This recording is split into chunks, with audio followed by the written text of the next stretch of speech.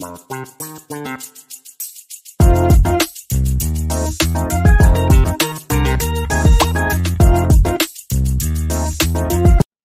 pessoal, professor Ednilson Lins com vocês, e na aula de hoje nós vamos dar continuidade ao estudo da variável pressão.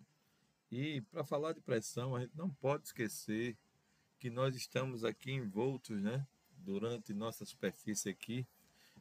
Imagine vocês que estando, por exemplo, à linha do mar, nós temos uma força que nos pressiona para baixo, tá? Essa força é a pressão atmosférica, tá? Então, a gente já estudou que pressão é força sobre área, né? E aí a gente pode observar essa seguinte imagem. Olha que interessante aqui, ó. Maior altitude igual a menor pressão atmosférica. Menor altitude, maior pressão. Ou seja, observe que essa coluna de ar aqui, ela está fazendo uma força aqui, né? Nessa região, tá? Então, quanto maior for essa altura que eu tenho aqui, né? Ou seja, quanto maior for essa altura que eu tenho próximo aqui por exemplo, aqui na nível do mar, com relação ao que eu tenho aqui na atmosfera, então eu tenho uma pressão aqui, tá?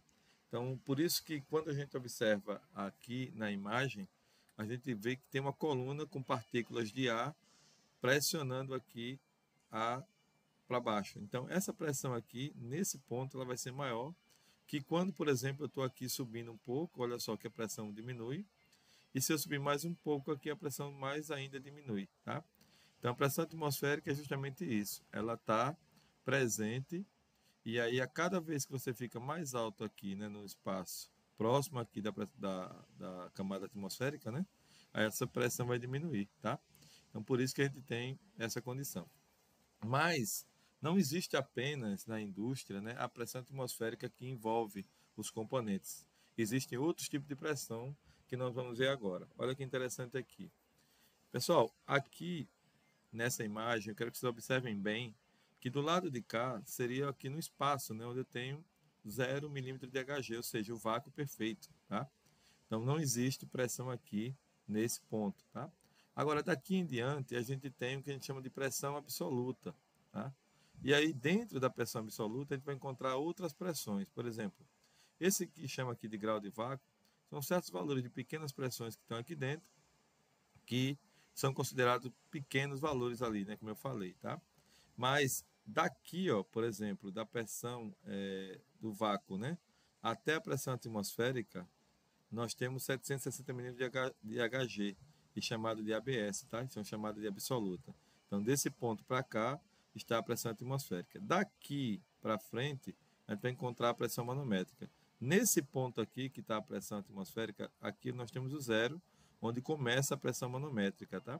Todavia, a pressão manométrica ela pode ser positiva, quando está do lado de cá, e pode ser a pressão negativa, quando está do lado de cá, tá bom? Agora, o que é interessante aqui?